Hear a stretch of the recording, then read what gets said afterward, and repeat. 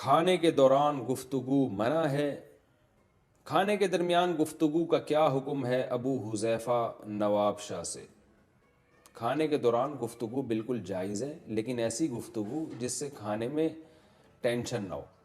آپ نے کوئی پیچیدہ مسائل لے کے بیٹھ گئے، گھریلو جھگڑے، وراثت کے مسائل لے کے بیٹھ گئے کھانے کے دوران، تو پھر کھانے میں دل نہیں لگتا، آدمی کا کھوپڑی ادھر کو جاتی ہے، اس سے بدہضمی ہوتی ہے، اللہ کی نعمت کی ناقدری ہوتی ہے۔ کھانا اللہ کی بہت بڑی نعمت ہے، تو اس لیے کھانے کے دوران بالکل خاموش رہنا یہ بھی غلط طریقہ ہے۔ باتیں ایسی پیچیدہ مسائل کی لے کے بیٹھ جانا یہ بھی غلط ہے۔ ہلکی پھلکی باتیں جو گپ شپ والی، اور بھائی کیا حال ہے، کیسے پکے کوفتے، کیسے لگ رہے ہیں، تھوڑا نمک تیز ہو گیا، چلو آئندہ کم کر دیں گے، اور سناؤ کیا ہو رہا ہے، تو یہ ہلکی پھلکی گپ شپ والی باتیں کر سکتے ہیں، بلکہ کرنی چاہیے۔ بالوں میں اچھا کہہ رہے ہیں کہ ڈرامے میں نکاح حقیقت میں ہو جاتا ہے؟ ڈرامے میں لڑکا لڑکی کا نکاح ہوتا ہے، اس کا کیا حکم ہے؟ حافظ زبیر امریکہ سے۔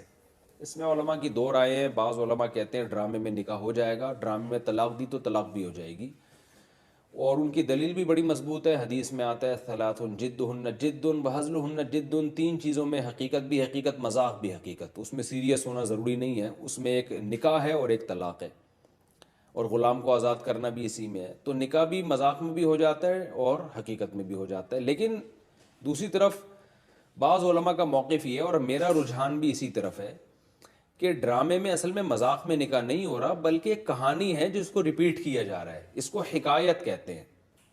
تو حکایتاً اگر کوئی نکاح کر رہا ہے، یعنی کسی کو نقل کر رہا ہے نکاح کو، یا طلاق دے رہا ہے، تو وہ نہیں ہوتی۔ جیسے ہم کوئی کہانی پڑھ رہے ہیں، اب کتاب میرے سامنے رکھی ہے، میں کہانی پڑھ کے سنا رہا ہوں، اور اس کہانی میں زید کا میں ملفوظ پڑھ کے سناؤں کہ زید یہ کہہ رہے ہیں کہ میں نے اپنی بیوی کو طلاق دی طلاق دی طلاق دی، تو میں اب لفظ تو میرا یہ ہے کہ میں نے اپنی بیوی کو طلاق دی، مگر وہ میں نہیں دے رہا، میں تو اس کے قول کو نقل کر رہا ہوں، یعنی وہ زید کا جو قول ہے اس کو میں نقل کر رہا ہوں۔ تو جو ڈرامہ بھی اصل میں کریکٹر ہوتا ہے، اس کے پیچھے کہانی ہوتی ہے، اسکرپٹ ہوتی ہے، تو ڈرامے والے اس کو کتاب کو پڑھ کے نہیں سنا رہے، ایکٹنگ کر کے سنا رہے ہیں اس اسکرپٹ کو، اس پوری کہانی کو۔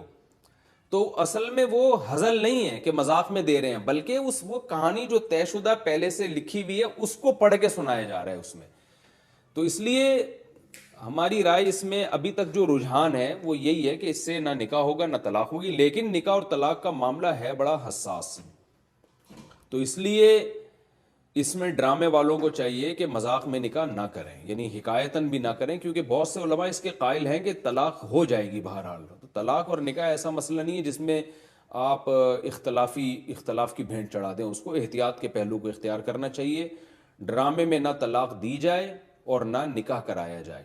ہاں کچھ تدبیریں ایسی ہیں جس سے ڈرامہ بھی رہے گا، وہ علماء سے پوچھی جا سکتی ہے۔ اگر کوئی ڈرامہ، وہ تو ڈرامے بنانا جائز نہیں ہے، لیکن اگر کوئی بنا ہی رہا ہے تو نکاح اور طلاق سے بچنے کے لیے علماء سے رابطہ کیا جا سکتا ہے۔ کوئی ایسا بے غبار طریقہ ہو کہ ڈرامہ بھی ہو جائے اور نکاح بھی نہ ہو، اس کے کچھ تدبیریں ہوتی ہیں، کچھ ورڈنگ تھوڑی سی ایسی چینج علماء کر کے دے دیں گے جس سے وہ نہ نکاح ہوگا، بالاتفاق نہ تو نکاح ہوگا اور نہ ڈیورس ہوگی، طلاق ہوگی۔